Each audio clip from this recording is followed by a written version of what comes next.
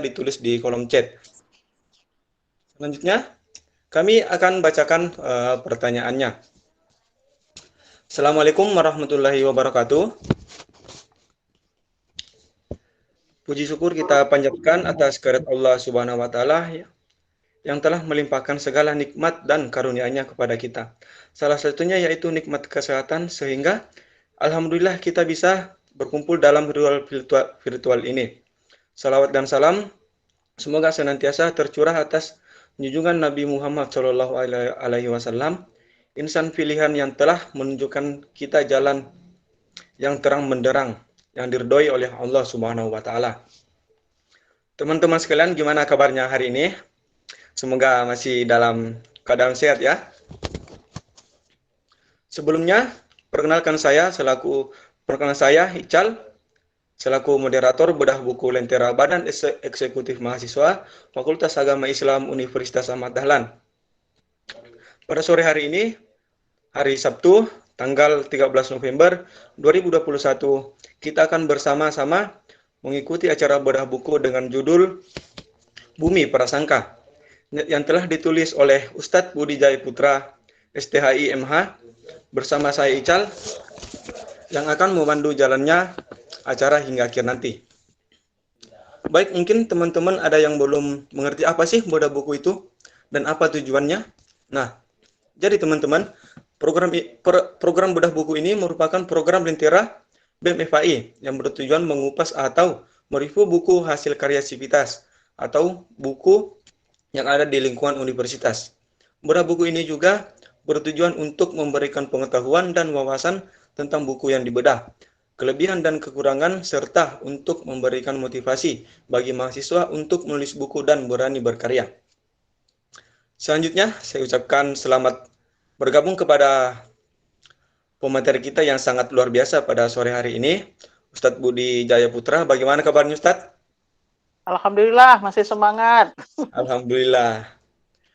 Selanjutnya, terima kasih Ustadz Budi Jaya Putra atas kesediaan meluangkan waktunya untuk menjadi pemantik dalam acara hari ini. Kepada teman-teman semua dipastikan mengikuti acara bedah buku hingga akhir nanti, karena akan banyak pengetahuan baru yang kita dapatkan dari pemantik nanti. Langsung saja, marilah kita buka acara bedah buku pada sore hari ini dengan mengucapkan basmalah. Bismillahirrahmanirrahim. Namun sebelumnya izinkanlah saya untuk membacakan CV pemateri. Nama beliau Budi Jaya Putra, Sarjana Teologi Islam Magister Hukum, yang lahir Prabu Muli tanggal 11 November 1981. Anak keempat dari 5 bersaudara. Status beliau sekarang menikah. Aktivitas lain beliau yaitu Ketua Pusat Terjemah Muhammadiyah UAD, Kabid SDM dan Kurikulum Persada UAD, penulis, motivator, serta trainer. Adapun organisasi yang beliau jalankan, Majelis Tarjih dan Tajdid Pimpinan Pusat Muhammadiyah,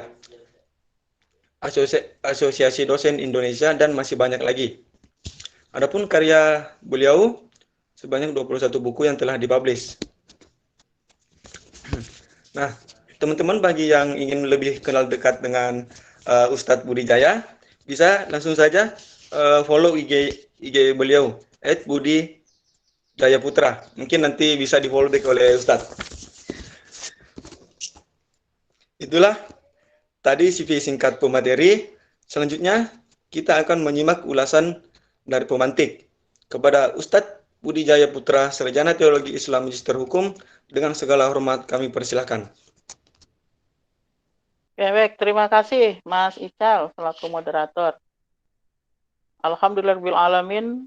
Hamdan syakirin, hamdan na'imin, wa yukafi mazidah, Rabbana walakal hamd. Allahumma sholli ala Muhammad wa Muhammad. Teman-teman semua, langsung saja ya, saya panggil teman-teman saja ini. Ya, saya sangat senang sekali kalau diundang oleh FAI itu ya, baik IMM, BEM, HMPS, saya senang sekali. karena seperti saya pulang kampung, ya. Karena saya itu alumni FAI, teman-teman ya. Jadi saya sangat senang kalau diundang oleh rumahnya sendiri. Bahkan saya sedih kalau rumahnya nggak pernah ngundang, tapi yang ngundang rumah lain. Oke, jadi saya kalau diundang oleh FAI itu, kalau memang masih ada waktu, walaupun sedikit, saya okekan saja. Ya, seperti hari ini saya sejak subuh sudah beraktivitas ya. Jadi saya malam itu baru tidur jam 3. Jadi saya tidur tadi malam baru jam 3 malam, tidur sebentar, subuh, pagi harus menerima tamu dari UIN Sunan Ampel sampai jam 1 siang, lalu rapat pusat tarjih tadi sampai asar, habis asar langsung isi teman-teman. Nah, ini sungguh luar biasa ya. Nanti malam ada lagi aktivitas. Wah, ini luar biasa. Tapi saya senang sekali ya. Jadi teman-teman BEM, HMPS, IMM kalau mengundang saya, undang tapi jangan mendadak ya, itu syaratnya. Karena sehari minimal saya ada 4 aktivitas rutin. Itu seperti itu, menghadiri seminar ya, terus juga mewakili kampus dan lain sebagainya. Jadi sudah lihat di CV saya ya, berapa banyak aktivitas saya. Tapi satu yang tidak pernah saya lupakan, saya harus menulis setiap hari. Ya, maka buku saya sudah ada 21. Yang ke-22 besok ini lagi cetak ya. Jadi sudah hampir 22. Nanti kalau mau dibedah juga boleh diundang lagi. Judulnya tentang korupsi menurut Profesor Dr. Hamka ya. Udah saya terbitkan itu. Ya tinggal menunggu kiriman cetakannya. Jadi silakan nanti kalau mau diundang lagi. Saya sangat senang kalau diundang oleh FAI UAD itu. Oke, baik teman-teman semuanya. Ya, walaupun dalam kondisi weekend, saya yakin teman-teman Jomblo Istiqomah ini masih menyisihkan waktunya lah ya untuk bagaimana meningkatkan semangat sebagai intelektual muda, bukan telektual ya.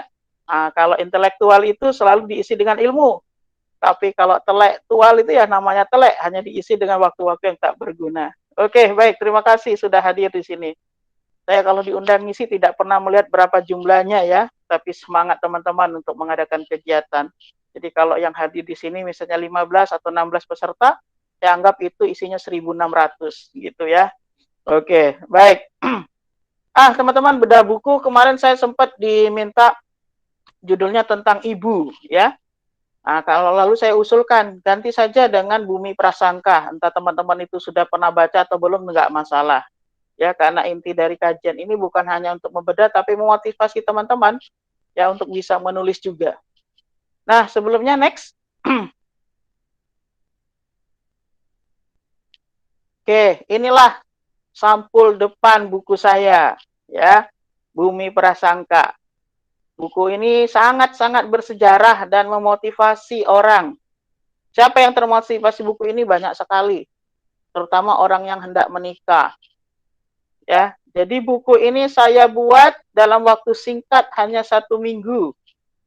Karena untuk souvenir pernikahan saya. Wah, itu seperti itu. Awalnya saya sudah nulis buku tentang ibadah praktis. Saya sudah siapkan ibadah praktis, saya bagikan untuk tamu yang hadir. Tapi saya diingatkan oleh istri saya, Mas, tamu Mas itu kan bukan hanya Muslim. Ada non-Muslim juga. Ada orang Hindu, ada orang Buddha, ada Kristen, ada Katolik, ada Konghucu, bahkan ada yang tidak punya agama. Nanti kalau dikasih buku tentang ibadah praktis, seolah-olah Mas itu ingin memaksa orang untuk membacanya, padahal itu bukan agamanya. Oke lah kalau begitu, saya tulis buku motivasi saja. Ya, terkejar tidak, kata istri saya. Terkejar kalau punya buku itu. Gimana? Ya saya tulis saja kisah-kisah nyata yang saya hadapi. Maka saya tulislah semua yang saya hadapi dalam kehidupan, ya baik manis, pahit, semuanya kecut, rujak, dan lain sebagainya. Saya tulis. Lalu muncullah ya ide dengan judul Bumi Prasangka. Jadi teman-teman kalau nulis itu jangan mikirkan judul. Judul itu terakhir. Ya. Nah, ini sambil belajar nulis ya. Jadi kalau nulis itu jangan mikirkan judul. Ya, temanya saja. Temanya apa? Motivasi. Isinya apa? Pengalaman hidup nyata. Jadi yang pertama, kalau kita itu nulis buku, jangan tulis judulnya, karena judul itu akan berubah. Tapi tentukan temanya apa, motivasi, genrenya motivasi. Kemudian apa? Kemudian tulislah yang nyata dan kamu alami, maka itu akan cepat nulisnya mengalir saja. Kenapa? Pernah kita alami, ya kan? Karena kita pernah alami, cerita aja kayak kita cerita nulisnya itu. Nah, itu seperti itu. Nah, kemudian biar bagus ditambahilah dengan kata-kata motivasi, ayat, dan lain sebagainya. Kan nggak mungkin waktu kejadian kita pakai ayat, kan? Nggak mungkin. Nah, itu tinggal ditambahin aja. Ya, maka 1 minggu buku ini jadi. 1 minggu selesai saya tulis, langsung saya kontak penerbit, oke, sudah deal, ya, akhirnya dicetaklah sebanyak 1.000 eksemplar. Bahkan dikasih bonus berapa ratus eksemplar, karena tujuan saya untuk souvenir pernikahan. Ya, nah, dan dikasih kortingnya nggak tanggung-tanggung, Ustadz, karena ini untuk pernikahan dan otomatis ini mesti ada niat dakwah, maka saya korting, ya, saya korting 4 juta rupiah, wah itu mantap sekali ya. Jadi saya nikah itu banyak kortingan teman-teman ya, karena niatnya baik. Nah, teman-teman, sebelum kita berbicara isi, buku ini ternyata memotivasi teman-teman saya yang berkecimpung di dunia agamis atau religius. Sehingga mereka akhirnya souvenir itu yang biasa isinya gunting, potongan kuku, ya, kadang pisau dapur, ya, atau kantong spons ya, atau lain sebagainya, akhirnya berubah jadi buku. Nah, itu. Akhirnya banyak yang termotivasi, souvenir pernikahannya bentuk buku, ya, seperti buku saya ini saya bawa juga, ya. Akhirnya banyak yang begitu. Bahkan ada yang minta saya nyusun buku untuk souvenirnya, saya buatkan juga. Ya, bahkan ada juga yang minta dibuatkan doa-doa, ya, untuk jadi souvenir, saya buatkan juga. Akhirnya apa? Buku yang tadi hanya untuk souvenir pernikahan saya, akhirnya memotivasi orang. Memotivasi orang untuk membuat hal yang sama. Nah, di sini tertegun.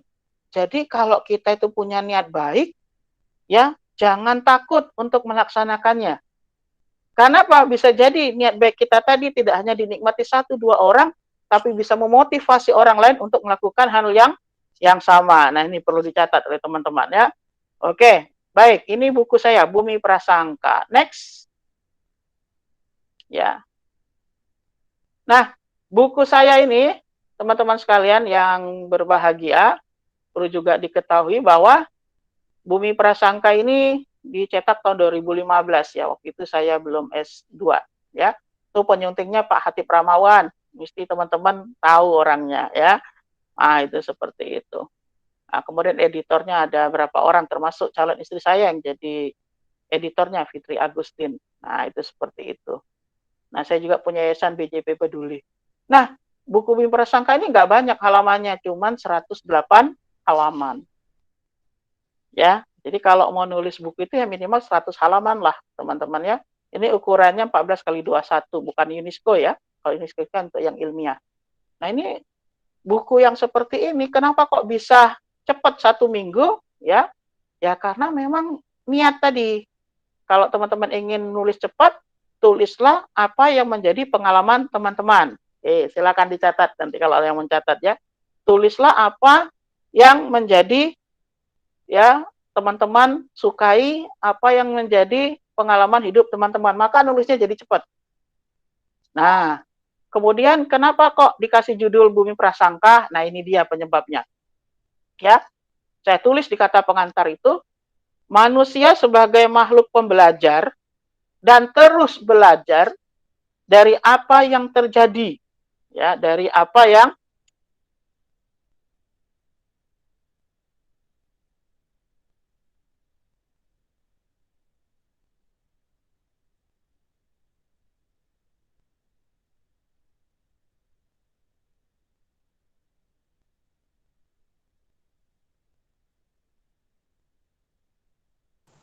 Mohon maaf Ustadz, suaranya Antum Maksud terputus. ini Oke, baik, terima kasih. Oke, saya ulangi ya. Jadi latar belakang penulisannya ini, ya. Manusia sebagai makhluk pembelajar dan terus belajar dari apa yang terjadi di sekitar keberadaannya pada suatu tempat sehingga menjadikannya dewasa dan bijaksana.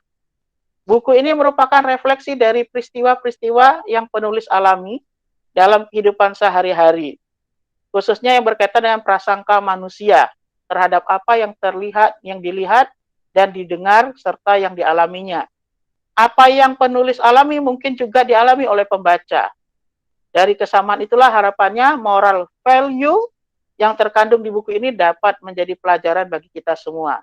Ingat, pengalaman adalah guru yang paling berharga dalam hidup ini. Nah, inilah latar belakang penulisan isi buku ini. Jadi buku ini bukan sesuatu yang luar biasa kalau dilihat sekilas, tetapi akan menjadi luar biasa ketika teman-teman menjadi tahu, oh ternyata apa yang terjadi dalam hidup kita itu bisa menjadi sebuah karya. Nah, itu begitu. Berapa banyak kejadian dalam hidup kita, patah hati, nggak punya duit, atau sakit, nggak ada yang ngurusin, tapi nggak bisa menjadi sebuah buku, ya kan? Nah, berapa banyak orang yang putus cinta, tapi nggak menjadi sebuah karya. Ya, berapa banyak yang nggak diterima mencari kerja, tapi nggak bisa sebuah karya. Sebenarnya luar biasanya di situ. Itu gitu. Nah, jadi cerita-cerita yang saya tulis itu adalah kejadian-kejadian pada hidup saya. Ya, ketika saya disampaikan buku ini udah berapa kali dibedah di beberapa tempat, bahkan udah berapa orang juga yang datang ke rumah saya mendiskusikan isi buku ini secara langsung. Mereka bilang istimewa, istimewa. Bagi saya bukan istimewa isinya bagi saya. Bagi saya adalah bagaimana saya bisa menuliskan kisah-kisah kehidupan saya di dalam sebuah karya. Itu yang istimewa. Ya. Kenapa? Kehidupan kita mampu kita tulis dan menjadi pelajaran dan menjadi kisah yang bermanfaat bagi orang lain. Itu yang istimewa. Bukan buku ini yang dipakai di beberapa negara menjadi sebuah cerita motivasi. Jadi buku ini pernah di Malaysia, Singapura, beberapa provinsi disiarkan melalui radio. Dibacakan, ya, itu seperti itu. Karena berisikan kisah-kisah inspirasi. Nah ini, itulah bagi saya keistimewaan buku ini. Jadi teman-teman, mulai sekarang nih, pulang atau nanti setelah acara ini, malam minggu ini, kalau nggak punya yang didatengin, nggak punya kegiatan, ambil buku, ambil laptop, tulis kisahmu sejak kecil. Baik yang manis, pahit, kecut, nano-nano, tulis.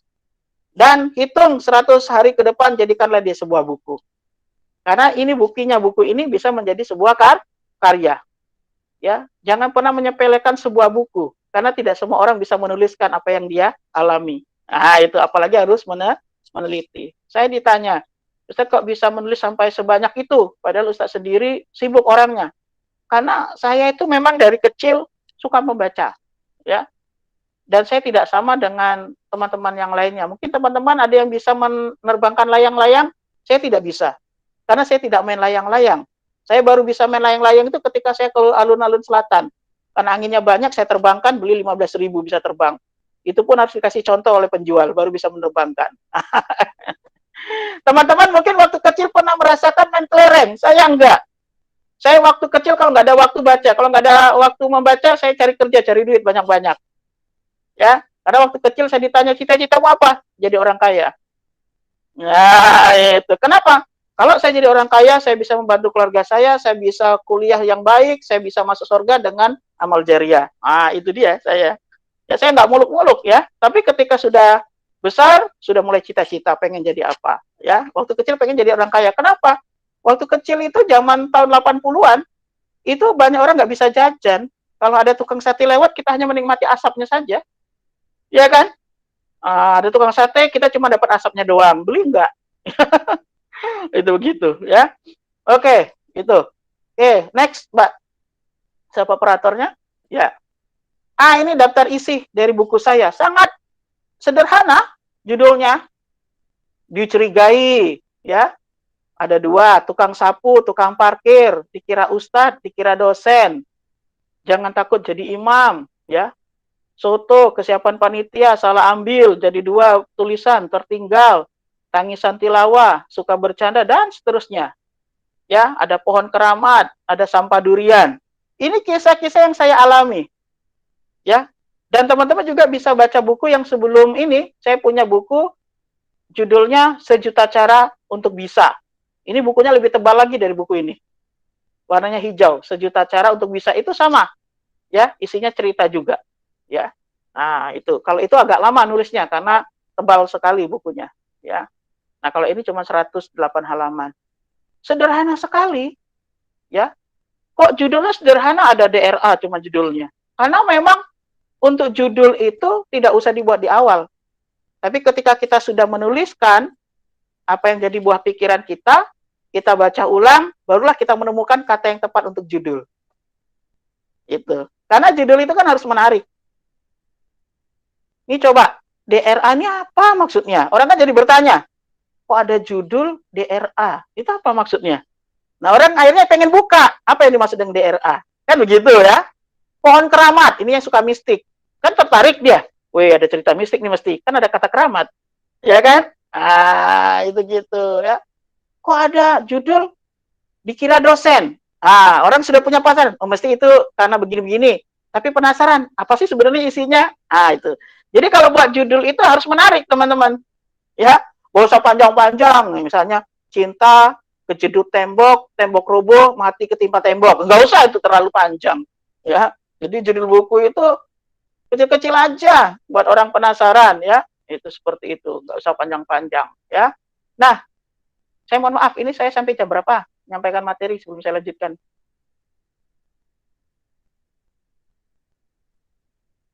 Sampai jam berapa?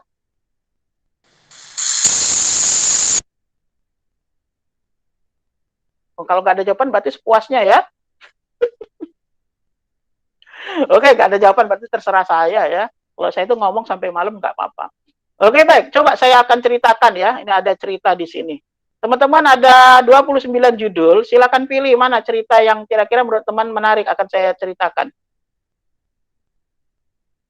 Sampai jam 4.20. Oke. Mana nih yang teman-teman tertarik ceritanya? Ini Ustadz, mungkin yang judul salah ambil Ustadz. Salah ambil. Salah ambil halaman yang mana? Yang nomor 10 atau nomor 11? Nomor 11 Ustadz. Oke, nomor 11 itu halaman berapa itu? 31 ya? Oke, biar saya enggak ini. 31. Oke. Nomor 11, cerita nomor 11 ya, salah ambil 2. Ini adalah sebuah kisah di mana suatu hari mentor bahasa Inggris saya itu bertanya kepada saya, pernahkah kamu mengambil sesuatu yang sudah kamu berikan kepada orang lain? Nah, ini kejadiannya. Pernahkah kamu mengambil sesuatu yang sudah kamu berikan kepada orang lain? Lalu saya jawab, belum pernah. Memangnya kenapa, Mister? Nah, itu saya tanya balik ya. Nah, beliau pun bercerita bahwa pada suatu hari dia pergi menuju sebuah tempat ya untuk berbelanja. Ya. Nah, ketika dia ingin berbelanja itu, dia melihat biasa kalau di jalan banyak pengemis, peminta-minta. Lalu apa? Lalu dia kasih pengemis itu. Tanpa melihat ya. Tanpa melihat berapa yang dia kasihkan, dia ambil saja. Lalu dia pergilah ke toko. Sudah ngambil barang-barang sesuai kebutuhannya, lalu dia bayar di kasir. Ternyata apa? Uang yang dia kasihkan ya ke peminta-minta di jalan tadi, itu adalah uang yang untuk dia belanjakan. Sedangkan di sakunya yang sekarang ada, itu adalah uang yang jumlahnya lebih sedikit. Nah, ya kira-kira apa yang akan dilakukan ya oleh mentor bahasa Inggris saya itu? Kira-kira teman-teman apa yang akan dia lakukan? Apakah dia mendekati pengemis-pengemis yang sudah dia kasih tadi, tolong dong kembaliin uang saya, ternyata uang saya itu salah, gitu ya? Gitu. Atau dia biarkan saja? Kira-kira gimana? Dibiarkan saja, Ustaz. Atau nanti ketika sampai di toko itu dia nggak jadi beli, Ustaz, karena uang yang sedikit tadi. Ya. Oke. Lalu apa yang terjadi kepada dosen tentor saya itu? Ya. Lalu dia kembali kepada para pengemis tadi dan dia minta kembali uangnya. Dia minta kembali uangnya, ya. Dia kembali minta uangnya, ya. Nah, dan dia akhirnya mengambil uangnya yang sudah dia kembalikan itu. Tetapi apa yang terjadi, teman-teman, ya? Nah ini. Ya, yang terjadi apa? Dia menjelaskan kepada saya, jangan pernah kamu mengambil uang yang pernah kamu berikan, ya, memberikan kepada orang lain, ya kan? Tetapi apabila kamu emang butuh, beranikanlah untuk mengambil kembali apa yang telah kamu berikan kepada orang lain. Kira-kira menurut teman-teman itu benar nggak kata-kata itu?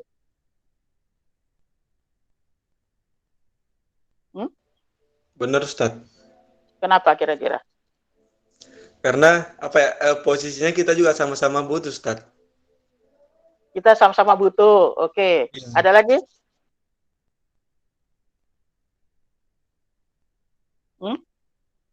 Ini ternyata mengandung filosofi cara berpikir kita loh ini. Ya. Saya tertegun juga dengan penjelasannya. Ya. Ketika dia mengatakan jangan pernah kamu ngambil kembali apa yang pernah kamu berikan kepada orang, tapi kalau memang kamu sangat membutuhkan, ya silakan kamu ambil apa yang pernah kamu berikan kepada orang. Nah, ini menarik ya. Kalau dalam ilustrasi pikiran kita, nggak sopan banget, nggak punya rasa malu ya, sudah memberi kok diambil, ya nggak? Gitu-gitu. Tapi, ya, ada satu yang dia katakan kepada saya. Niat kamu tadi memberi itu, kan tidak sebanyak apa yang kamu berikan. Itu satu. Ya. Yang kedua, kamu juga membutuhkan uang tadi, seperti dibilang oleh Mas Ical tadi. Dan uang itu sangat kamu butuhkan untuk bayar barang-barang yang kamu beli di toko tadi. Kalau tidak, ya kan, kamu akan malu dan tidak mampu memenuhi kebutuhanmu. Itu seperti itu. Ya. Nah, maka saya teringat ya, ada sebuah kaidah usul fikih itu memilih mudarat yang lebih kecil di antara dua mudarat itu lebih diutamakan. Jadi memilih bahaya yang lebih kecil ya daripada dua bahaya yang ada itu lebih diutamakan.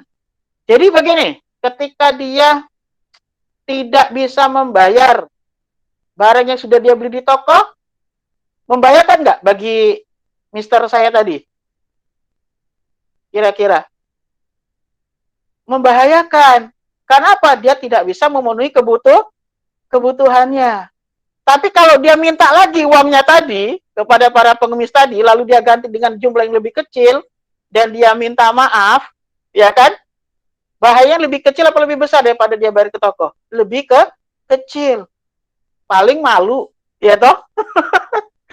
Sudah ngasih diambil lagi. Tapi kan bisa minta maaf. Maaf ya tadi uangnya salah, seharusnya saya ngasih yang 5 ribuan. Ini saya kasih malah yang 50 ribuan. Paling kita minta maaf, ya kan, malu. Orang yang tadi tarik kan, ya bisa memaklumi. Kenapa? Oh iya, kamu kan membutuhkan uang itu juga untuk bayar. Dan saya kalau dikasih 5 ribu juga nggak masalah, ya kan? Kalau saya cuma minta sama kamu. Nah, jadi teman-teman, di dalam buku saya ini, selalu saya sisipkan kata-kata inspirasi, baik dari usul fikih, hadis, dan lain sebagainya. Nah, itu begitu. Ceritanya kan tampak sederhana ya, tapi mengolah pikiran kita, bahwa jangan pernah kamu berniat untuk minta kembali apa yang pernah kamu berikan, tetapi kalau itu ya membuat kamu dalam kebahayaan, maka mintalah kembali kalau emang kamu butuh. Itu seperti itu.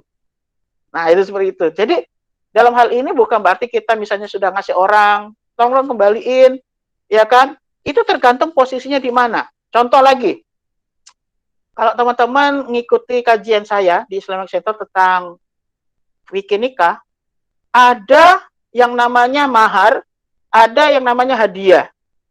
Ya kan? Ketika seseorang itu melamar atau mengkhitbah, biasanya kan ada tukar cincin. Ya kan? Nah, tukar cincin itu tidak termasuk mahar, tapi disebut hibah. Ya. Nah, kemudian ada mahar. Mahar itu adalah hak perempuan ketika untuk ijab qabul. Ya. Maka ketika pernikahan tidak jadi, mana yang boleh diambil? Cincin tadi atau mahar? Yang boleh diambil adalah mahar kalau tidak jadi. Cincinnya nggak boleh diambil. Karena cincin itu adalah hadiah. Sedangkan mahar itu adalah pemberian sebagai syarat untuk akad nikah, ijab kabul. Nah, itu begitu. Maka teman-teman boleh kita mengambil yang memang menjadi hak kita apabila sesuatu itu tidak bisa berjalan sesuai yang diharapkan. Nah, itu begitu. Jadi, kisah saya ini akan mengolah pikiran kita. Terkadang dalam kehidupan sehari-hari kita itu nggak enakan, betul nggak? Sehingga membuat kita menjadi Mr. Yes atau Mrs. Yes. Ayo dong teman, ikut saya kok malam minggu. Padahal kamu tugasnya banyak banget. Senin ujiannya 4. Ujiannya 4 Senin besok. Ini lagi UTS bro. Tapi ini malam minggu. Ya, nah itu. Teman kamu ngajain, sohib kamu ngajain. Ayo bro. Ayo kita jalan-jalan nih malam minggu mumpung Jogja cerah. Tapi nggak tahu nih nanti malam hujan nggak? Ya, jangan sampai yang jomblo berdoa ya. Kasihan. Nah, itu. Nah, ketika teman-teman itu merasa nggak enak nih sama teman-teman yang lain diajak, maka teman-teman kembali ke usul fikih tadi. Ketika kita dihadapkan dua bahaya, maka pilihlah bahaya yang lebih kecil. Ini kita masih ke cerita yang tadi ya. Pilihlah bahaya yang lebih kecil. Kamu tidak ikut temanmu malam itu, ya kan? Atau malam minggu ini, karena kamu mau belajar untuk ujian, bahaya yang mana yang lebih besar? Ikut temanmu atau tidak ikut temanmu? Mana kira-kira yang lebih besar bahayanya?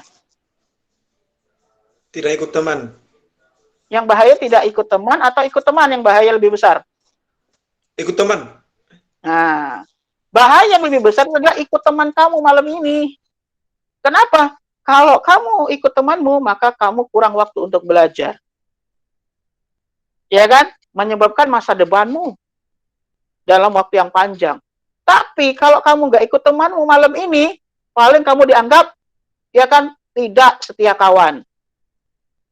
Bukan teman yang baik. Tapi teman bisa dicari. Miliaran umat manusia, teman bisa dicari. Tapi kalau prestasimu besok ujian hari Senin, ya kan, lalu nilaimu hancur, kamu bisa mengulang di tahun depan. Itu. Tapi kalau malam ini kamu tidak ikut temanmu, lalu temanmu mengancam ingin putus hubungan berteman dengan kamu bisa cari teman lain. Kenapa? Karena prestasi masa depan adalah tanggung jawab kamu sendiri. Temanmu tidak akan pernah bertanggung jawab terhadap dirimu.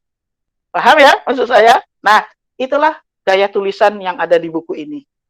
Setiap buku mengajak orang berpikir, ya kan, dalam kehidupan sehari-hari itu terjadi, diakhiri dengan kata-kata bijak, usul fikih, dan lain sebagainya. Oke, sebagai penutup nanti kita diskusi, ya, walaupun waktunya masih banyak nih sebenarnya ya. Nanti bisa diskusi lagi yang lebih panjang terkait penulisan buku dan lainnya. Next, materinya Mbak. Ya, mohon maaf, ini operatornya Mbak Pamas ini. Mbak. Oke, Mbak Manda. Oke ya, ini materi saya terakhir. Tema besar dalam buku ini apa? Ya, tema besar dalam buku ini adalah mengelola prasangka kita. Karena hidup kita ini banyak dipengaruhi oleh prasangka. Coba, kamu mulai milih kuliah saja kan berprasangka itu. Enak UAD atau yang mana ya? Kayak gitu toh. Itu prasangka-prasangka yang harus terjawab. Ya. Nah, maka ada 4 tema besar sebenarnya dalam buku ini yang tergabung dalam 29 judul itu. 1, saya membawa kepada para pembaca agar supaya positive thinking. Ya. Selalu berpikir positif atas apa yang terjadi. Nah, itu. Apapun yang dihadapi harus berpikir positif. Ya. Contoh nih. Ya, cerita yang misalnya yang membuat kita harus berpikir positif. Ya. Misalnya tangisan tilawah, ya, nomor 13 halaman 38. Tangisan tilawah. Nah, itu isinya tentang kisah di suatu malam Jumat, ya. Malam Jumat tiba-tiba terdengar ya suara tangisan. Ya. Suara tangisan. Kira-kira teman-teman kalau malam Jumat ada suara tangisan mikirnya apa? isi mikirnya demi toh, wah ini medeni ini malam Jumat, mesti mikirnya hantu. Nah, di situ ya kejadiannya adalah saya di rumah tetangga saya yang masih saudara saya. Itu ada suara tangisan anak kecil. Kok ada suara tangisan ini? Ada apa? Ya kan? Ternyata ketika orang berprasangka buruk takut, saya enggak, saya deketin. Ya kan? Saya deketin ternyata apa? Anaknya yang punya rumah itu ngaji terus nangis. Kayak gitu di kamar. Loh, kenapa kamu nangis? Gitu kan? Kamu terharu atau gimana? Ternyata dia lagi ngaji itu, ya kan? Dia lihat hantu. Itu yang benar terjadi ternyata, ya. Nah, jadi di sini saya mengolah untuk positive thinking. Ya, yang pertama itu negative thinking. Saya positive thinking. Kok ada suara tangisan di kamar lagi? Siapa? Nggak mungkin ada hantu di kamar. Itu. Saya datangnya ternyata anaknya nangis. Kamu tuh nangis kan soalnya malam Jumat. Ya toh. Saya deketi, dari kamar ini nih. Ya, saya tok dibuka, saya buka sendiri. Ternyata betul dia nangis. Kenapa kamu nangis? Ternyata waktu dia lagi ngaji itu lihat hantu di kamarnya. Ternyata betul ada hantu. Tapi kalau kita negative thinking, kan kasihan anaknya bisa kencang-kencang tuh di kamar. Ya kan? Itu. Jadi mengolah positif thinking. Ada juga cerita lagi saya di sini tentang positive thinking ya. Di sini misalnya teman-teman bisa lihat ya. Judulnya di sini coba positive thinking. Nah, ini sampah durian nomor 29 ya. Atau bakso aja, kisah tentang bakso. Tapi nanti bakso itu nanti berkaitannya dengan nomor 4. Nah, ini aja sampah durian nomor 29 ya. Di buku ini saya mengajak orang itu untuk positive thinking. Di mana ketika suatu pagi waktu kami di pondok itu bersama pengurus lagi ngobrol ya. Ngobrol di dekat kamar mandi tentang membahas kondisi pondok. Ya, macam-macam yang kami bahas. Nah, saya ini kan penciumannya sensitif. Kok saya itu mencium kayak ada bau durian. Gitu loh. Kok bau durian ya? Terus ada salah satu ustadz bilang begini, wajar ustadz bau durian, itu di situ di tempat sampah banyak kulit durian. Tapi saya bilang, nggak mungkin hanya kulit. Karena saya ini orang Palembang, jadi tahu bau durian dengan kulit durian. Tak gitu kan. Bau durian itu sensitif sekali. Mesti ini masih ada durian yang belum dikupas. Nggak mungkin Ustadz, itu kelihatan dari sini kok, sampah duriannya udah dibuka semua. Tapi saya selaku orang Palembang, nggak mungkin itu. Hanya saya positive thinking. Ya sudah, tak bongkar tempat sampahnya. Nah, mereka cuma senyum melihat saya itu. Jadi kotak sampah yang besar tadi saya balik. Bruk, saya balik itu. Keluar semua. Saya bilang, tuh kan, ada duriannya. Ya kan? Mereka kaget. Masa sih Ustaz? Coba mendekat sini. Ternyata teman-teman, malam-malam itu, ya kan kami lihatnya pagi. Semalam itu ada berapa santri yang beli durian. Nah, orang ini nggak ngerti cara ngupas durian. Dikiranya kayak ngupas buah-buahan. Dibelah dua. Dibelah dua sekrek, terus ada buahnya cuma itu. Padahal durian itu kan bisa dibelah jadi 5. Tergantung slice-nya. Ya kan? Nah, ternyata semua durian yang ada di tempat sampah tadi cuma dibelah 2. Sehingga yang kanan kiri nggak dibuka lagi. Nah, saya bilang, coba dibuka. Dibukalah durian tadi kanan kirinya. Semuanya masih banyak buahnya. Akhirnya kami makan tuh buah durian. Nah, ini positive thinking. Ya kan? Jadi, ketika kamu punya pengetahuan, jangan mau negative thinking. Positive thinking. Akhirnya apa? Saya buka sama teman-teman. Akhirnya kami para ustadz di situ makan buah durian di pagi hari. Ternyata anak yang buka durian semalam lihat dari jendela atas lantai 2. Kok masih ada? Itu gitu. Ya, nah, itu karena dia nggak tahu kalau durian itu bukanya bisa jadi 5. Dia bukanya cuma bagi 2 krek gitu. Nah, itu sampah durian. Nah, di situ saya mengeluarkan ya sebuah kata-kata ya. Orang yang hanya menyukai harumnya kesuksesan orang lain bagaikan orang yang mencium bau durian namun tidak menikmatinya. Itu saya akhiri seperti itu dengan kata-kata yang membuat pembaca itu menarik. Jadi Itu positive thinking yang saya lahirkan di buku ini. Orang yang hanya menyukai harumnya kesuksesan orang lain, bagaikan orang yang mencium bau durian namun tidak menikmatinya. Nah, itu begitu. Ya, yang kedua, tema besarnya ada low is low.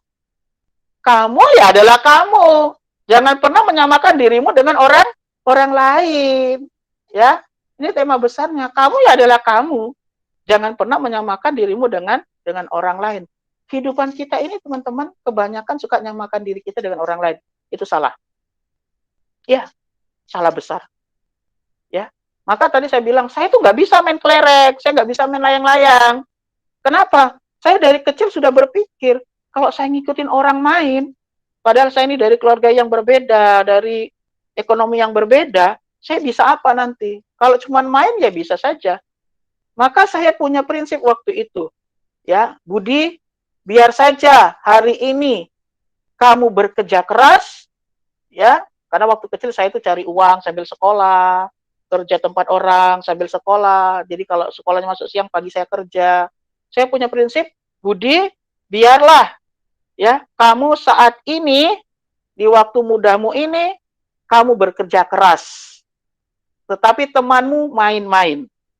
Tapi nanti di saat ya kamu sudah dewasa, kamu asik main-main, temanmu bekerja keras. Nah, itu begitu, ya. Dan terbukti, teman-teman. Teman saya yang dulu di kampung tuh main kelereng aja tiap hari itu. Main layang-layang, ngejar layangan sampai ada yang matanya kena bambu. Ya kan? Oh, sekarang kerja keras. Kalau saya enggak. Ngajar, ya toh? Jadi pembicara, ya kan? Nulis buku, ya enggak? Di rumah aja.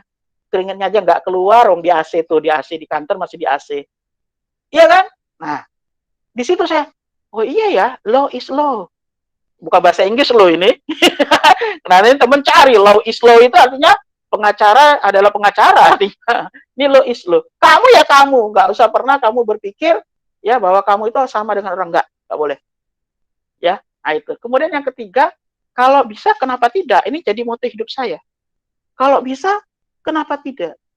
Gitu loh. Ya. Maka kalau teman-teman itu punya kemampuan, jangan pernah merendahkan diri teman-teman. Gitu loh. Ketika teman-teman bisa, kenapa tidak? Lakukan itu. Jadi kalau teman-teman itu bisa pintar, kenapa nggak pintar? Gitu loh. Gitu ya. Kalau teman-teman itu bisa berprestasi, kenapa tidak berprestasi? Nah itu. Kalau saya begitu, kalau saya bisa juara, kenapa tidak? Ya. Maka ketika saya kuliah, dari S1 saya punya prinsip begini. Saya kuliah di PUTM, ya, nilai saya 3,78 IPK. Saya di UAD 3,8 sekian. Saya S2 3, sekian, ya. Saya komplit semua kuliah itu. Saya punya prinsip begini, saya ditanya, "Mas, kok kamu bisa sepinter ini?" Kalau bahasa orang kan pinter, kalau nilai bagus, bagi saya nggak penting itu. Saya bilang begini, saya punya prinsip, ya. Kalau kita bisa, kenapa tidak? Jadi, saya punya kata-kata power bagi diri saya. Kalau untuk kuliah, ya, target saya nilai minimal A. Minimal loh A itu, berarti wajib toh. B itu takdir. C atau D kesalahan dosen. Nah, itu begitu. Jadi ini saya selalu gembar-gemborkan ke teman-teman mahasiswa kalau saya ngisi. A minimal, B takdir, C sampai E kesalahan dosen. Kenapa? Kalau kita bisa, kenapa tidak? Nilai A itu wajib bagi saya. Tapi kalau saya sudah berusaha dengan baik, kok masih dapat B, takdir. Tapi kalau saya dikasih C, apalagi ke bawah, saya datangi dosennya. Saya tanya, maaf Ustadz, maaf Pak, maaf Bu, kenapa kok saya dapat C, dapat D, dapat E? Saya mau lihat nilai saya berapa. Tapi teman-teman jangan coba-coba ikuti saya kalau memang teman-teman memang wajar dapat C. Ya, karena ada mahasiswa yang ngikutin jejak saya, ternyata dia tanya sama dosennya, "Pak, kenapa saya dapat C?" Lalu dosennya emosi. "Kenapa kamu tanya?" Gitu. Ya, saya mau memastikan, Pak, kenapa saya dapat C. Jangan-jangan senilai saya nggak pantas dapat C. Apa dijawab oleh dosennya? "Seharusnya kamu tuh dapat D." Wah, udah selesai hidupnya. Ya, kalau mau seperti saya, itu harus pastikan memang kamu sudah maksimal. Maka ketika saya di UAD itu dikasih nilai C oleh salah satu dosen. Saya datangi dosennya, Pak, kenapa? Ini dosennya sekarang sudah profesor ya. Pak, kenapa kok saya dapat C? Coba lihat Budi, lihat dulu. Oh, kamu itu seharusnya A, tapi Bapak salah masukkan. Karena waktu itu masih manual ya di UAD. Oh, Bapak salah memasukkan. Udah, besok Bapak ubah. Nggak usah, Pak, untuk kenang-kenangan. Maka transkrip nilai saya di UAD itu tetap ada C1, D1. Ya, nah itu seperti itu. Nggak apa-apa. Tapi sekarang udah sama-sama dosen. Nah, kalau ketemu, senang sekali bapaknya itu ya. Dia selalu nanya sama saya, Budi, bukumu udah berapa sekarang? Nah, itu gitu. Sudah sekian, Pak. Oh, bagus. Nah, itu gitu. Jadi, kalau bisa, kenapa tidak? Hidup itu punya target, ya, dunia dan akhirat. Ya, kalau teman-teman jadi penulis, tulisannya itu bisa memotivasi orang kepada kebaikan, saya yakin teman masuk surga. Kenapa? Ketika tulisan teman dibaca orang lalu berubah, dia menjadi lebih baik, selama dia melakukan kebaikan itu, teman-teman dapat pahala jariahnya. Oh, berapa mudahnya masuk surga gara-gara nulis buku. Asal bukunya bagus, bukan buku porno ya. Kalau buku porno langsung masuk neraka biasanya. Ah, itu begitu, ya. Kemudian yang terakhir, ada Allah Subhanahu wa taala, semua itu beres, ya. Nah, jadi ini ada sisi akidahnya. Salah satunya ya di waktu udah habis ya.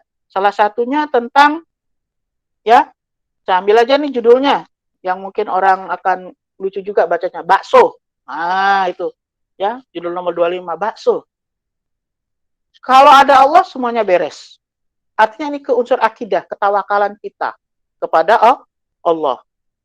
Ya, jadi saya ada 4 unsur itu. Ada unsur akidahnya, ada motivasinya, ya. Nah, kemudian apa kisah dari isi cerita bakso ini? Suatu ketika teman-teman, saya itu kedatangan tamu, ya. Kedatangan tamu 3 orang, ya. Lalu saat itu juga saya nggak punya uang sepeser pun. Untuk makan di siang itu pun saya nggak punya uang. Orang tua kami di desa, kami di kota. Saya sama adik saya, kakak saya itu kerja waktu itu di tempat lain. Kami tinggal berdua. Untuk makan siang itu aja kami nggak tahu harus makan apa. Saking susahnya waktu itu. Tapi tamu datang 3 orang silaturahmi. Nah, kita kalau punya tamu harus menjalankan sunnah Nabi. Apa? Ikramuduyub. Memuliakan tamu. Ya, tamu lama ngobrol cerita, saya siapkan minuman ya. Terus sudah waktunya makan siang, masa nggak ditawari makan? Nah, akhirnya saya bilang ke adik saya, Dek, ini adik saya yang kemarin meninggal ya. Ya baru berapa waktu yang lalu meninggal. Dek, kamu ke warung bakso sebelah. Pesan bakso 5. Bawa ke sini, diantar ke sini. Pakai mangkok sana saja. Kak, mau bayar pakai apa? Oh, kakak tuh nggak punya uang kok. Saya tahu kak, untuk makan siang aja kita nggak punya uang. Terus saya bilang, Dek, sudahlah, pesen aja bakso. Ya, pesen bakso 5. Nah, akhirnya dia pergilah ke tetangga, pesen bakso 5, diantar. Sudah makan bakso, nggak lama tamunya pulang. Ya, adik saya bilang, Kak, bayarnya pakai apa? Ya sudah, kamu mengembalikan mangkoknya nanti saja, uang tetangga juga. Ya, mengembalikannya nanti. Sekarang kakak mau keluar. Mau kemana kak? Pokoknya kak mau keluar rumah. Ya udah saya keluar. Selama di jalan saya selalu berzikir, istighfar, ya, baca sholawat, berdoa kepada Allah. Terus mampir ke salah satu rumah di dekat rumah saya itu. Saya datang ke sana silaturahmi. Saya silaturahmi, ngobrol 30 menit. Ya, nah, setelahnya saya pamit pulang. Kak, saya pamit pulang. Loh kok buru-buru? Lah iyalah udah lama ngobrol, udah 30 menitan. Saya pamit pulang. Nah ya, sudah nggak apa-apa. Ya, makasih udah silaturahmi. Saya pulang. Sudah salam, saya pulang. Udah jalan tuh. Dekat pintu pagar halaman, saya dipanggil. Budi, Budi, tunggu sebentar. Loh, kenapa kak? Sini. Kenapa kak? Ini ada titipan dari si Jum. Saya ingat betul itu nama orangnya. Ini ada titipan dari si Jum. Wah, saya lihat kaget. Saya uang titipan apa? Udah terima aja. Nah, saya lihat itu. Saya dikasih uang 100.000. Ya, zaman itu dikasih uang 100.000. Akhirnya saya pulang, saya kasih adik saya, Dek, ini bayar bakso. Waktu itu bakso masih 5 ribuan ke bawah lah ya, masih murah waktu itu. Ini bayar bakso. Sisanya simpan untuk belanja beli makan malam. Adik saya nanya, dari siapa kak? Kamu ngutang? Enggak. Kakak enggak ngutang. Udah bayar aja bakso, sisanya simpan untuk makan malam dan besok-besok. Nah, di sini adik saya bertanya akhirnya, ada apa Kak, kok bisa seperti itu? Saya ceritakan. Maka pentingnya bertawakal kepada Allah. Segala sesuatu ketika kita kembalikan kepada Allah, maka Allah akan membereskan semua masalah kita.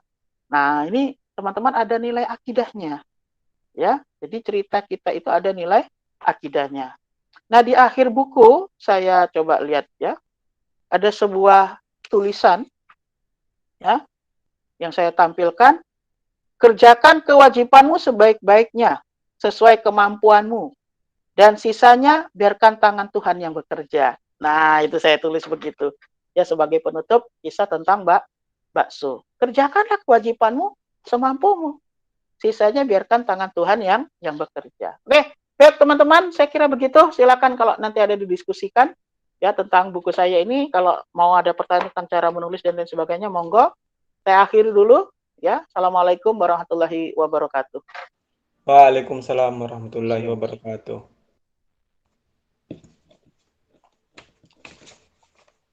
Terima kasih kepada Ustadz Budi Jayaputra telah mengulas tentang buku Bumi Prasangka ini. Selanjutnya, kita masuk sesi tanya jawab untuk 3 orang pertama. Untuk yang ingin bertanya bisa mengaktifkan mikrofonnya atau bisa melalui kolom chat. Silakan teman-teman yang mau bertanya.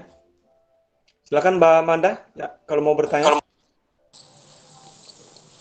Baik, mohon maaf belum bisa mengaktifkan kameranya. Selamat sore Ustadz Budi, terima kasih atas pemaparannya dan mengupas tuntas ya ini bukunya. Ini Ustadz mau bertanya soal law is law. Jadi tadi Ustadz menyampaikan jangan samakan diri kita dengan orang lain. Begitu pula yang saya baca di buku Ubah Lelah Menjadi Lelah itu jangan banyak membandingkan diri kita dengan orang lain. Kalau misalkan banyak sekali remaja sekarang itu kenapa hitsnya ramai-ramainya masalah insecurity itu menyebar di remaja karena lebih banyak membandingkan diri dengan orang lain dan susah mengenali value diri sendiri. Apalagi kita di ruang diskusi bedah buku ini bagaimana biar kita tuh percaya diri untuk mengubah menjadikan kejadian-kejadian yang kita alami menjadi sebuah karya. Nah, mungkin ada tips atau tanggapan juga dari Ustadz Budi untuk mengenali value diri sendiri di bidang kepenulisan ya Ustadz. Jadi biar kita tuh pede. Soalnya kan udah ada contoh terdekatnya dari Ustadz aja percaya diri untuk menjadikan pengalaman-pengalaman Ustadz menjadi sebuah karya dan itu menjadi souvenir pernikahan ya Ustadz ya tadi. Nah, Ya, gitu betul. sih. Ide yang unik juga mungkin bisa inspiring the others gitu buat nanti kalau nikah pakai buku kayaknya lebih bagus gitu. Itu sih tips agar mengenal value diri sendiri. Terima kasih. Oke, baik. Ya, terima kasih Mbak Amanda. Jadi kita itu terkadang tidak adil ya sama diri kita ya. Ketika kita memuji orang, itu kita mampu memuji orang itu dengan setinggi-tingginya. Tapi ketika kita memuji diri kita sendiri, kita tidak mampu seperti kita memuji orang lain. Itu satu. Yang kedua, kita kadang ketika mencaci maki, menghina orang, mampu setinggi-tingginya, sedalam-dalamnya. Dan begitu juga ketika kita menghina diri kita, menganggap kita tidak mampu, itu bahkan lebih jauh dalamnya daripada kita menghina orang lain. Nah ini. Jadi prinsipnya janganlah kamu itu menghargai dirimu terlalu tinggi sehingga kamu jatuh, sehingga tak berharga lagi. Tapi janganlah kamu menghina dirimu terlalu dalam sehingga kamu tak bisa bangkit lagi. Itu seperti itu. Bagaimana kita mampu menulis tentang diri kita ketika kita tidak mampu menghargai diri kita? Itu. Tapi kalau teman-teman menghargai dirinya dengan baik, maka apapun yang menjadi bagian dari hidupnya akan menjadi sebuah cerita yang indah. Kan begitu. Termasuk pengalaman pahitnya. Karena dia menghargai dirinya, dia akan menjadikan dia seperti apa? seperti sebuah pelajaran yang dikatakan di buku Sidhu. Salah satu buku tulis yang sangat mahal waktu itu, dan tulisan yang sampai sekarang saya ingat, experience is the best teacher. Pengalaman itu adalah guru yang terbaik, ya kan? Maka awali diri kita itu kalau ingin bahagia dengan apa? Hargailah diri kita sebaik-baiknya. Itu seperti itu. Kalau kita sudah mampu menghargai diri kita, maka kita akan membuat kisah tentang perjalanan hidup kita itu patut untuk diceritakan, karena untuk berbagi betapa indahnya pengalaman. Itu seperti itu. Nah, ketika saya ingin menulis buku ini tuh sama. Saya hargai semua apa yang terjadi pada diri saya, maka dengan mudah akan muncul kisah-kisah itu berjalan sendiri. Karena otak kita ini kan sebuah modem komputer ya. Kalau bahasanya hard disk komputer yang sungguh luar biasa, miliaran ya, giga bahkan tera, sehingga mampu apa? Menyimpan apapun yang terjadi pada diri kita sejak kita lahir sampai saat ini. Nah, sehingga ketika kita sudah menghargai, itu sama saja seperti kita membuka kunci file tadi. Yang tadi awalnya terkunci, kita hargai diri kita. Harga itulah merupakan kunci pembuka. Ketika sudah terbuka, maka akan mengalir semua cerita dalam kehidupan kita. Itu begitu. Tapi kalau teman-teman tidak menghargai dirinya, dia tidak akan punya bisa kunci untuk membuka file-file itu. Sehingga apa? Sehingga untuk mengungkapnya itu muncul rasa takut. Jangan nanti dianggap miskin. Contohnya seperti cerita bakso tadi yang terakhir. Ketahuan Ustaz Budi pernah nggak punya duit. Kan begitu. Tapi kalau kita hargai, itu akan menjadi sebuah kisah di mana pentingnya kita bertawakal kepada Allah. Bukan cerita nggak punya uangnya, tapi kisah di mana kita bisa dapat rezeki karena kita tawakal tadi. Kenapa? Karena kita hargai diri kita, maka muncul yang seperti tadi. Jadi teman-teman, prinsip itu tuh gampang kok kalau mau berkarya. Hargai saja dirimu, maka semuanya akan menjadi bagian cerita hidupmu. Itu begitu. Itu Mbak Amanda. Baik, syukron Ustaz. Ya. Monggo, kalau masih ada. Silakan teman-teman, jika kalau mau bertanya silakan angkat tangan. Atau langsung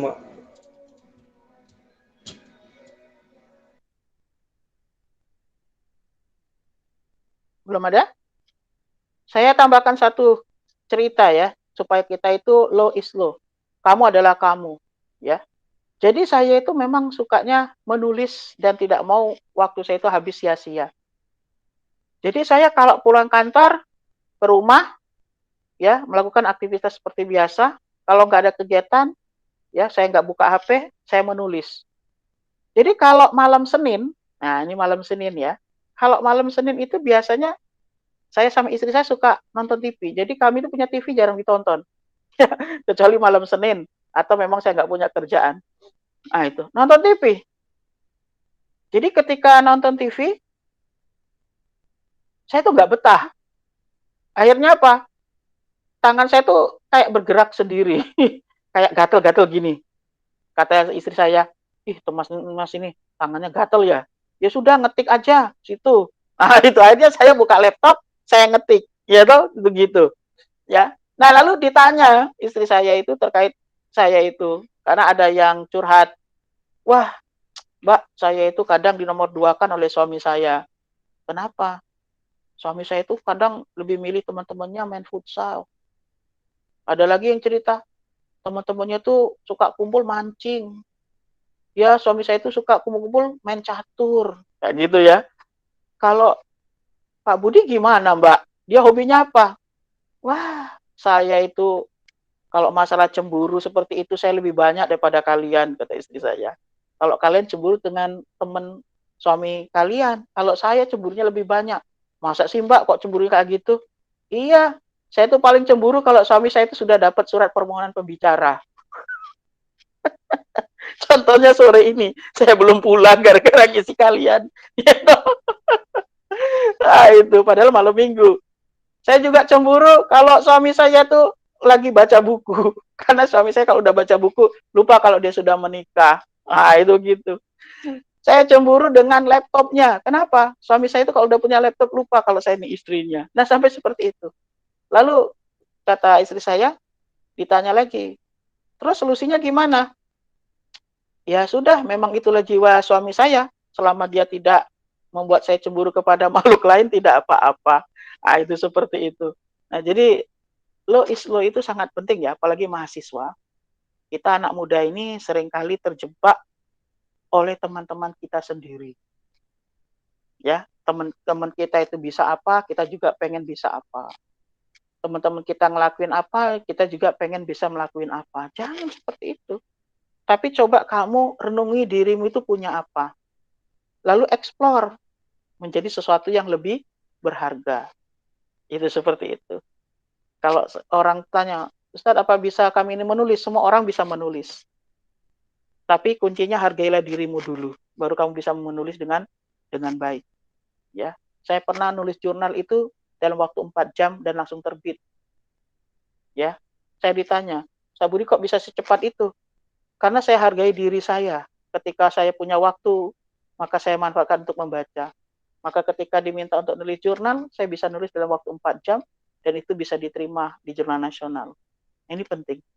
Karena menghargai waktu itu bukan hari itu saja, tapi mulai hari ini dan seterusnya. Setiap detik harus kita hargai diri kita. Karena apa? Tidak ada yang pernah bertanggung jawab tentang diri kita kecuali kita sendiri.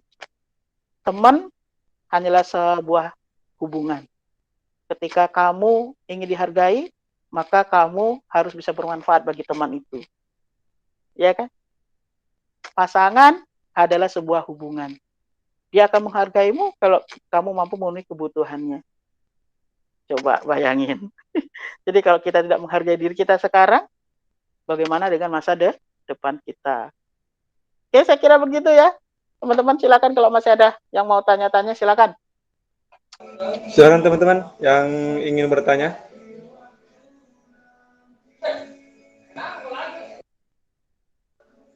Silakan Mbak Milvi. Baik, terima kasih atas kesempatannya. Tanpa salam, sebelumnya perkenalkan nama saya Melvi Satria dari Fakultas Psikologi. Di sini saya ingin bertanya Ustadz. Jadi saya masih penasaran. Tadi kan Ustadz juga bilang gitu kalau misalnya bikin jurnal 4 jam langsung terbit. Kemudian menerbitkan beberapa buku. Nah setelah kita menulis, itu langkah selanjutnya apa ya Ustadz? Maksudnya apakah kita mencari penerbit atau bagaimana gitu?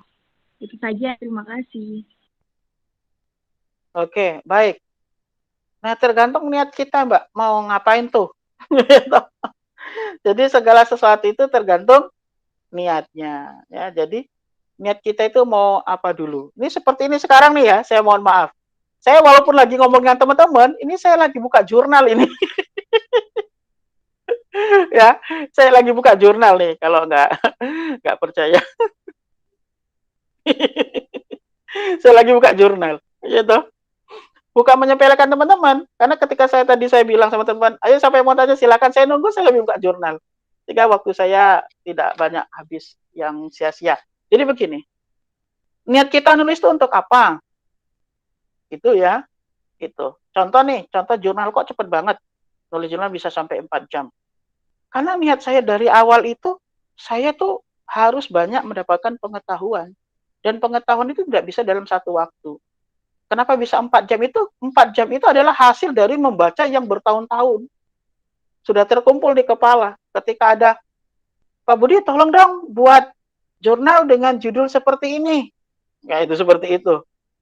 Temanya seperti ini. Nah itu begitu. Oh oke. Kapan?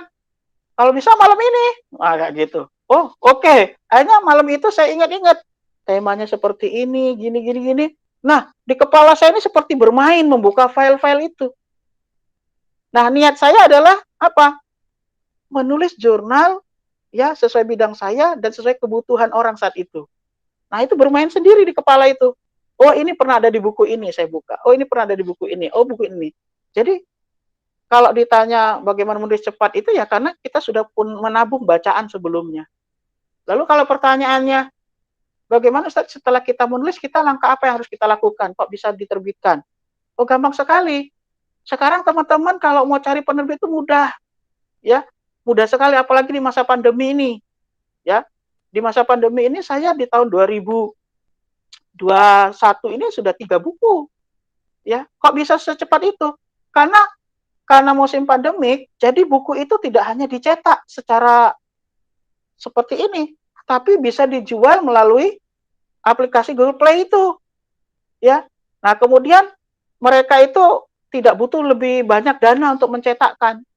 Maka kita cukup menulis buku, genrenya apa, lalu kita cari di internet penerbitnya. Penerbit apa? Nah, untuk langkah awal, tulis aja sesuai dengan apa keahlianmu, hobimu, pengalaman hidupmu, maka itu lebih gampang menulisnya. Kalau teman-teman ingin cepat bukunya terbit, ada satu kata itu yang akan tetap laku. Apa? Tulislah buku tentang cinta. Maka semua orang ingin membacanya.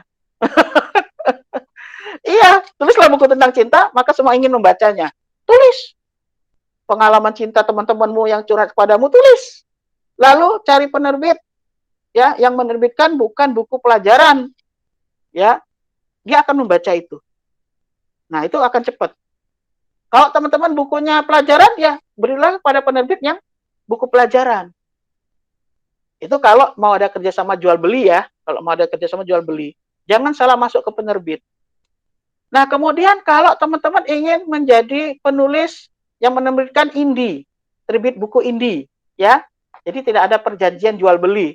Pokoknya teman terbitkan buku di penerbit itu dengan biaya cetak sendiri, itu indie, ya, namanya. Silakan, bisa, itu lebih gampang. Bahkan untung kita lebih besar, ya. Bahkan untung kita lebih besar. Saya itu kalau satu buku yang tebalnya 250 halaman itu, satu buku saya dapat untung 20.000. Tapi biaya cetak sendiri. Nah, itu begitu.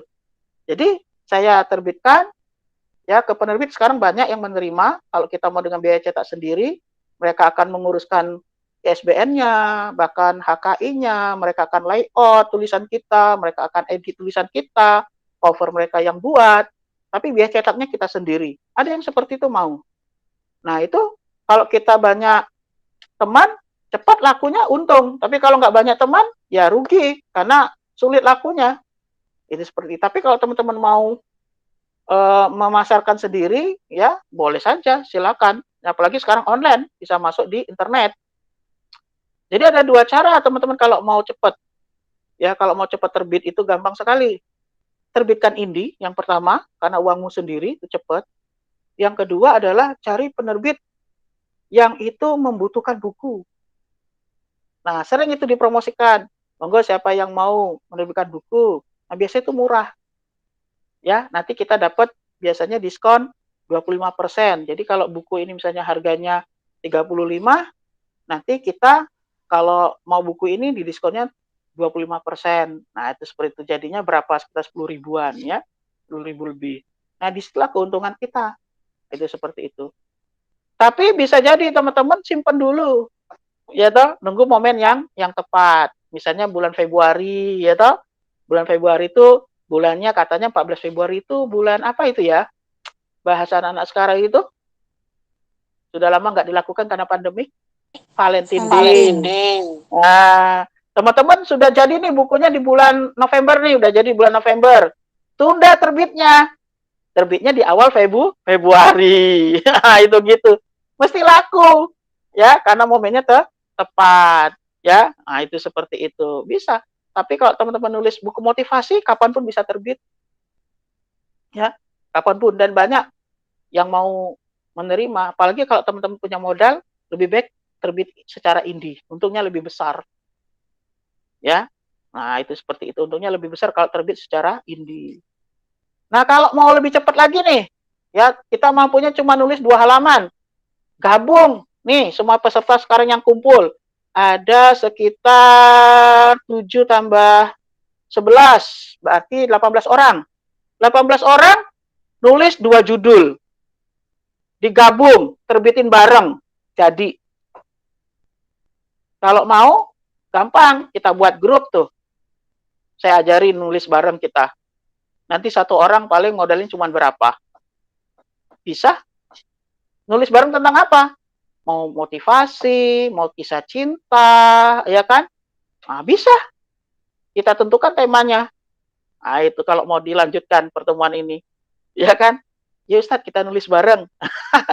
BEM FAI tentang apa? Ya kan? Nah, itu bisa. Nanti akan saya bantu. Ya, nanti kita nerbitnya bareng-bareng. Ya, itu seperti kemarin kita teman-teman nulis tentang ibu itu, ya semua keuntungannya kita untuk korban bencana. Ya, itu saya yang khususnya punya saya itu. Nah, itu seperti itu, niatnya begitu. Jadi kalau teman-teman mau mencoba menulis bareng, lalu kita untuk amal, ya, untuk beramal, ayo kita nulis bareng, kita pasarin bareng-bareng, keuntungannya untuk kegiatan amal. Cepat jadinya. Karena nanti jualnya kepada orang, ini buku ini terbitkan untuk ya konsumtif amal. Jadi cepet banget, ya, itu. Jadi kalau sudah nulis, simpan aja dulu. Kalau memang nggak mau diterbitkan, kalau mau diterbitkan, sekarang udah mudah cari penerbitnya, ya. Itu seperti itu. Kalau ada yang serius mau nulis buku, banyak, Mbak. Sekarang promo-promonya itu penerbitan buku itu. Nanti sistemnya kita bayar, nggak besar, tetapi nanti yang hak buku itu nanti penerbit sana, nanti kita cuma dapat berapa persen kalau laku itu banyak. Ya, itu seperti itu. Silakan kalau masih ada pertanyaan atau mau ditanyakan lagi, Mbak. Silakan teman-teman sekalian yang ingin bertanya.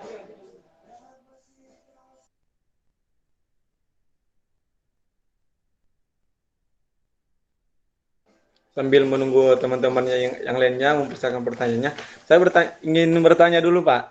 Iya, monggo. Ini kan kita kalau mau menuliskan wajib banyak membaca. Nah, permasalahannya membaca itu sangat malas, Ustaz. Apalagi kalau kita sudah di kamar, rebahan, dan lain-lainnya. Itu pasti rasa malas itu banyak, Ustaz, untuk mau membaca. Itu gimana tipsnya, Ustaz? Ya, kalau teman-teman ingin membaca, ya, saya dulu gimana kok hobi baca. Yang pertama saya baca itu cerpen. Terus naik ke novel. Ya, baru buku yang agak berat. Jangan dimulai dengan buku yang berat. Ya, sudah nggak paham, dipaksakan, pecah saraf otaknya. Sehingga jenuh, males baca. Ya, saya itu baca buku tetralogi Laskar Pelangi yang 4 jilid itu 1 malam. Tamat saya. Ya. Itu. Kenapa? Ringan. Jadi kalau ingin belajar hobi baca, bacalah yang kecil-kecil dulu. Ya, misalnya cerpen, naik lagi ke novel. Ya. Nah, terus yang kamu baca sesuai dengan minatmu. Misalnya cerpen tentang apa? Kehidupan, sosial, sejarah, percintaan, ya kan, keilmuan, sesuaikan dengan dirimu. Kalau saya suka yang romantis, ya, saya baca percintaan. Contoh, dulu ya ayat-ayat cinta. Ayat cinta itu kan awal dari Cerbung, cerita bersambung di Republika. Ya, akhirnya jadi buku karena banyak orang minta dibukukan ayat-ayat cinta itu. Ya, nanti kita semangat akhirnya membaca. Jangan yang berat-berat. Ya, buku pelajaran itu berat. Jadi baca buku itu yang memotivasi kamu enak baca, yang nggak mikir. Nah, nanti kalau sudah terbiasa lama di depan buku, nanti baru kamu baca buku yang berat. Contohnya kayak inilah, ya, depan laptop, depan HP. Kenapa kok orang bisa lama-lama berjam-jam di handphone? Karena main game. Kenapa? Karena dia suka game, jadi bisa lama. Maka kalau buku, sukailah buku yang sesuai dengan minatmu, maka kamu akan lama bacanya. Nanti baru sesekali buka buku yang serius-serius. Nanti lama-lama terbiasa. Dan yang kedua, kamu harus sering di perpustakaan. Karena di dalam perpustakaan itu orang-orang yang hobi baca semua. Tapi kalau kamu seringnya di kafe, wah, 1 gelas air, ya buku nggak tamat-tamat. Ya toh? Kalau di perpustakaan nggak boleh bawa air minum, nggak boleh bawa makanan. Jadi bukunya tamat. Jadi ada komunitas juga, ya. Kalau udah saya dulu di perpustakaan, saya senang. Jadi ada yang mendukung. Tapi coba aja kamu bawa buku, lalu duduk sama teman-temanmu, kamu baca, akan digodain oleh temenmu, gaya sekali. Orang lagi ngobrol, dia baca buku. Kan begitu toh? tergoda, akhirnya kamu ngobrol. Nah, gitu. Ya. Gitu ya, Mas. Jadi awali dengan yang kamu sukai terlebih dahulu. Oke. Terima kasih Ustadz. Ya. Mungkin teman-teman yang mau bertanya?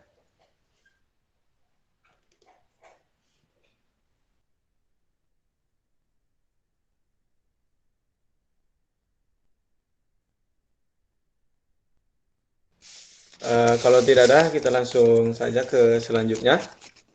Sebagai kesimpulan, setelah kita menyimak bedah buku Bumi Prasangka ini, yang pertama, bedah buku ini tidak hanya membedah buku saja, tetapi motivasi teman-teman untuk menulis.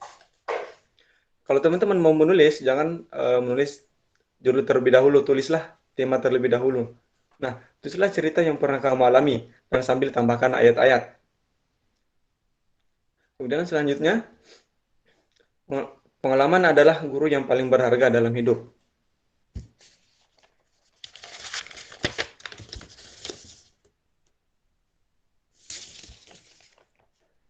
Mungkin sebelumnya, mungkin saya persilakan untuk Pak Budi untuk menyampaikan closing statement-nya. Silakan Pak. Oke. Sebagai closing statement, teman-teman, ya, tidak ada orang yang lebih berhak menghargai dirimu kecuali dirimu sendiri. Begitu pula tidak ada orang yang lebih berhak disalahkan terhadap kehinaan dirimu kecuali dirimu sendiri. Oleh karena itu, pelajari siapa dirimu, eksplorasi apa yang ada pada dirimu, buktikan dengan karya dari apa yang kamu miliki. Seperti itu.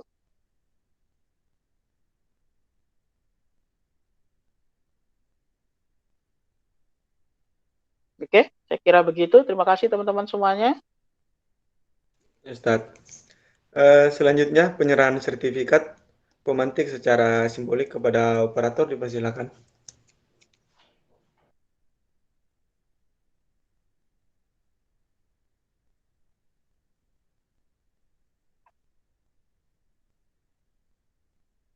Gimana, Mas? Oke.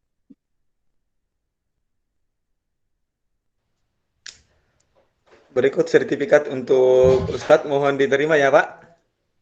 Terima kasih. Selanjutnya, dimohon kepada seluruh peserta untuk mengaktifkan kameranya karena akan ada sesi dokumentasi. Terima kasih. Silakan teman-teman yang mau, silakan untuk mengaktifkan kameranya. Kita akan sesi foto bersama. Kepada moderator. Kita hitung. 1, 2, 3.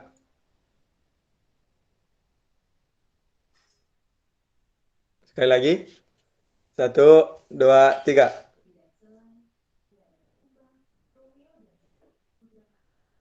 Oke. Baik, saya ucapkan terima kasih kepada pemateri kita yang sangat luar biasa pada sore hari ini telah memotivasi kita berbagai banyak hal. Terima kasih juga kepada teman-teman atas antusiasnya dalam untuk bertanya. Teman-teman peserta bedah buku, saya banggakan. Terima kasih telah meluangkan waktunya untuk bisa bergabung dalam acara bedah buku sore hari ini. Baiklah teman-teman, cukup sekian.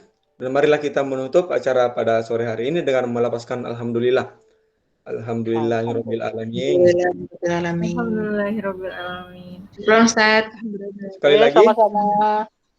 saya ucapkan terima kasih dan mohon maaf apabila banyak kekurangan. Sekian, billahi fissabil haq, fastaqul khairat. Wassalamualaikum warahmatullahi wabarakatuh. Waalaikumsalam warahmatullahi wabarakatuh. Syukron Ustaz Budi. Waalaikumsalam. Sama-sama Mbak Budi, Mbak Melvi, Mas Ica, Mbak Namira dan semuanya. Saya mohon pamit dulu ya. Ustaz. Assalamualaikum. Waalaikumsalam warahmatullahi. I'm so obsessed. Tin.